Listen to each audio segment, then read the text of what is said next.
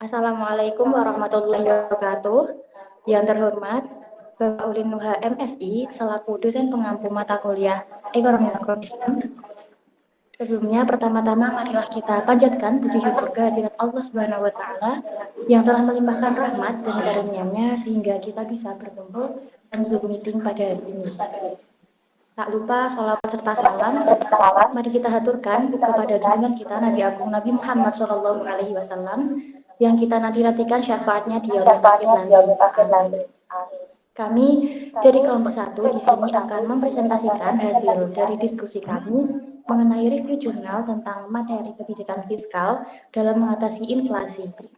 Sebelum memulai presentasi, izinkan saya memperkenalkan anggota kelompok kami terlebih dahulu. Yang pertama adalah Vidila Lutfiana, NIM 01 sebagai pemateri pertama.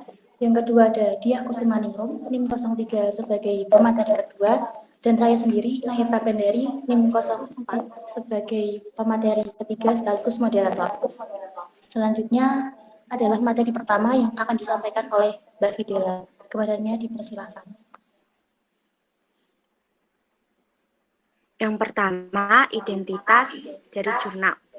Nama jurnal, kebijakan fiskal pemerintah dalam mengatasi inflasi pada masa pandemi COVID-19 dalam perspektif ekonomi Islam. Jurnal diambil dari Jurnal Ilmiah Ekonomi Islam, volume jurnal 08, nomor jurnal 03, tahun terbit jurnal 2022. Penulis jurnal yang pertama Didik Eko Putro, yang kedua Dr. Ahmad Fakih MHI. Reviewer Videla Lutfiana, Diah Kusumaningrum, Inayah Prabandari. Tanggal 26 Juni 2023. Dalam jurnal yang pertama terdapat abstrak dari jurnal yang berjudul Kebijakan Fiskal Pemerintah dalam mengatasi inflasi pada masa pandemi COVID-19 dalam perspektif ekonomi Islam. Di dalam penelitiannya menghasilkan kebijakan fiskal yang dilakukan oleh pemerintah untuk menekan laju inflasi adalah yang pertama, meningkatkan government expenditure. Yang kedua, kebijakan insentif dan restitusi pajak. Yang ketiga, kebijakan refusing APBN dan penghematan anggaran. Yang keempat, fiskal politisi yang dilakukan pemerintah dalam mengatasi inflasi pada saat wabah COVID-19 telah sesuai dengan maqasid syariah. Yang keempat, kebijakan fiskal yang pernah dilakukan oleh Khalifah Umar bin Khattab mempunyai relevansi untuk bisa diterapkan dalam instrumen fiskal dalam rangka penanganan pandemi COVID-19. Abstrak dari jurnal ini disajikan penulis sudah menggunakan dua bahasa, yaitu bahasa Indonesia dan bahasa Inggris atau bahasa internasional. Dalam abstrak jurnal ini juga menggunakan 4 kata kunci. 4 kata kunci tersebut sudah mencukupi jangkauan semua topik pembahasan dalam jurnal ini. Secara keseluruhan, isi dari abstrak atau bagian ini langsung menuju topik pembahasan yang dibahas dalam jurnal ini. Pembaca menjadi lebih mudah untuk mengetahui isi dari jurnal ini. Yang kedua, terdapat tujuan penelitian. Tujuan dari penelitian ini adalah untuk mengetahui fiskal politisi yang diterapkan pemerintah untuk mengatasi inflasi pada saat pandemi COVID-19 dalam tinjauan ekonomi Islam. Selanjutnya saya serahkan kepada pemateri kedua. Selanjutnya yang ketiga adalah metodologi penelitian. Dalam metodologi penelitian, penulis menyatakan tanggal dan juga penjelasan terkait data inflasi yang terjadi di Indonesia pada tahun 2019 sampai 2020. Dari data tersebut, kita dapat melihat bahwa tingkat inflasi pada tahun 2019 berkisar antara 2,48% sampai dengan 3,49%. Dan sedangkan inflasi pada tahun 2020 berkisar antara 1,32% sampai dengan 2,98%. Dengan demikian, pada tahun 2019, laju inflasi yang terjadi di Indonesia lebih tinggi dari tahun 2020. Hal tersebut dikarenakan pada tahun 2019, virus COVID-19 ini terkonfirmasi masuk ke Indonesia dengan tambahan kasus harian yang terus meningkat. Sehingga pada tahun 2019, pemerintah mengeluarkan kebijakan PSBB, yaitu pembatasan sosial berskala besar, untuk mengendalikan dan memutuskan mata rantai penularan COVID-19. Kebijakan tersebut berdampak pada berkurangnya kegiatan ekonomi masyarakat yang bisa memicu terjadinya inflasi. Sementara itu, di tahun 2020, tingkat inflasi di Indonesia lebih rendah dari tingkat inflasi di tahun 2019. Hal ini dikarenakan pada tahun 2020, pemerintah dan masyarakat Indonesia mulai bisa beradaptasi dengan kondisi pandemi COVID-19. Di tahun 2020, pemerintah juga telah mengeluarkan beberapa kebijakan fiskal untuk menstimulus berjalannya perekonomian, sehingga perekonomian tetap bisa berjalan dan tingkat inflasi bisa dikurangi. Terdapat beberapa kebijakan fiskal yang diterapkan pemerintah pada tahun 2020. Pemerintah telah merencanakan percepatan pemulihan ekonomi dan penguatan reformasi. Di antaranya yaitu menekankan reformasi anggaran APBN 2021. Berfokus pada 3 aspek, yaitu aspek kesehatan, yaitu pemerintah itu mengalokasikan anggaran di dalam penyediaan vaksin dalam rangka pemulihan kesehatan masyarakat. Yang kedua, aspek ekonomi, yaitu dengan memberikan dukungan program pada sektor yang terdampak COVID-19, mempermudah jalan permodalan bagi UMKM melalui subsidi bunga kur, bantuan tunai langsung, bantuan upah, bantuan pajak, serta melanjutkan program perlindungan sosial. Yang ketiga ada aspek reformasi, yaitu dengan melakukan penguatan reformasi struktural dalam rangka pemulihan ekonomi. Selanjutnya di sini ada kesimpulan. Sebentar, saya tampilkan dulu jurnalnya.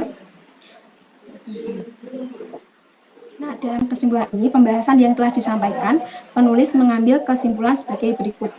Yang pertama, kebijakan fiskal yang diterapkan oleh pemerintah guna menekan laju inflasi yaitu dengan memperbesar government expenditure. Kebijakan ini secara umum ditujukan untuk menggerakkan sektor real dan mempertahankan daya beli masyarakat sehingga harga tetap stabil. Yang kedua, kebijakan intensif dan restitusi. Restitusi perpajakan dapat digunakan untuk mengendalikan laju inflasi dengan pengurangan pajak, maka bisa mengurangi biaya produksi. Yang ketiga, ada kebijakan refocusing APBN dan penghematan anggaran bisa menekan laju inflasi. Kebijakan ini mengalihkan anggaran yang bukan menjadi prioritas utama untuk digeser pada program untuk mengatasi COVID-19 dan mempercepat perbaikan perekonomian. Yang keempat, ada kebijakan fiskal, di mana kebijakan ini dilakukan oleh pemerintah dalam mengatasi inflasi di masa pandemi. Telah sesuai dengan maqasid syariah karena ditujukan untuk kemaslahatan dan menghindari kemudorotan. Yang terakhir, ada kebijakan fiskal yang pernah dilakukan oleh Khalifah Umar bin Khattab, itu mempunyai relevansi untuk bisa diterapkan dalam instrumen fiskal dalam rangka penanganan pandemi COVID-19. Karena kebijakan penarikan zakat Umar bin Khattab ini menerapkan prinsip tayyir dalam hal objek zakat dan waktu pemungutan zakat. Selanjutnya saya serahkan kepada pemateri ketiga. Baik, selanjutnya adalah review dari referensi dan sumber. Dalam jurnal ini, penulis menggunakan 13 referensi dan sumber dari sebuah penelitian. Kami, penggunaan referensi dan sumber sudah tepat dengan pertimbangan sebagai berikut. Yang pertama, referensi dan sumber sesuai dengan topik yang dibahas sehingga membantu memperkuat penelitian yang penulis lakukan. Yang kedua, referensi dan sumber yang terpercaya sehingga dapat dipertanggungjawabkan keasliannya. Yang ketiga, referensi dan sumber yang diambil dari penelitian sebelumnya, buku, dan sumber online yang terpercaya sehingga tak hanya bersudut pandang penulis. Yang keempat, kebahagiaan referensi yang digunakan penulis terdapat beberapa jurnal yang sudah lama. Yang kelima, referensi dan sumber sudah mendukung. Informasi yang disajikan sesuai pada jurnal yang penulis buat. Selanjutnya, review tentang komentar dan saran. Dalam jurnal ini terdapat kelebihan dan kekurangan. Yang pertama ada kelebihan. Kelebihan yang pertama yaitu judul jurnal sudah memenuhi, yaitu menjelaskan dan sudah spesifik mengenai topik yang dibahas. singkat, dan juga sudah mencerminkan tujuan dan juga faktor utama pada penelitian. Yang kedua, bahasa yang digunakan oleh penulis mudah difahami dan dalam penulisan bahasa asing sudah dicetak miring. Analisisnya sangat rinci. Hal ini dapat membuat pembaca mudah memahami isi dari jurnal ini. Yang ketiga, model analisis yang tepat. Bahasa yang digunakan oleh penulis mudah dipahami. Yang keempat, metode penelitian yang digunakan penulis sudah tepat dengan terkait data yang valid dan mudah dipahami oleh pembaca. Yang kelima, pembahasan dibuat dengan cukup lengkap, detail, dan ringkas. Yang keenam, penulis menyajikan data dilengkapi dengan tabel sehingga lebih mudah untuk dipahami oleh pembaca. Dan yang ketujuh dan terakhir, kesimpulan yang diberikan sudah menjawab permasalahan yang dibahas oleh penulis. Kekurangan dari jurnal ini adalah dalam mencari referensi, menggunakan sumber dan referensi yang lama sehingga dianggap kurang up to date. Saran untuk penulisan jurnal, sebaiknya penulis menggunakan referensi dari sumber yang terbaru. Sekian pemaparan review jurnal dari kelompok kami. Apabila ada kekurangan, kami mohon maaf. Wabillahi taufiq wal hidayah. Wassalamualaikum warahmatullahi wabarakatuh.